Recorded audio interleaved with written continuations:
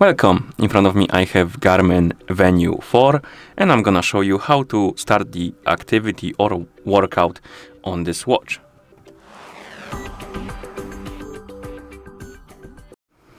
So first we need to open the menu, and you can do it by pressing the upper button. And once you open the menu, you will see this activity buttons or activities buttons at the top. Tap on it, and here we have the list of activities.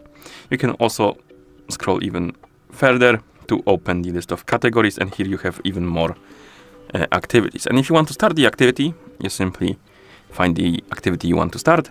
You tap on it. Here you can change some settings for it. You can select the training, you can select the option to navigation, you have courses, past activities, saved locations, basically like that.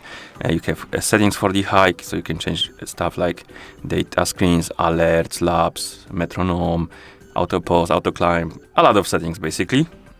And also you can change some settings for the watch. And you can also swipe left and right here to see the compass, I believe.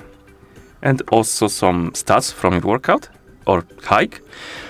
And then we have the music controls if you want to listen to music. Okay, and to start the activity, you press the upper button and it will begin. And here we have the data screen. Now the workout is going, so you can see the timer. Again, we have a compass, we have the altitude, distance, and I think you can also scroll through the data pages by swiping up and down on the screen. You can swipe left to see the music, right to see the menu, of course. You can pause the workout by pressing the upper button. You can unpause it as well by pressing the upper button. If you press the lower button, it makes the lap, basically. Okay. What else? If you pause the workout, it will pop up with the menu after second or two, and here you can save the workout, so basically it will stop it and save it. You can resume later, so if you tap on this, it will pause it and you can come back to it later. Then we have lap and back to start, so basically start from the beginning.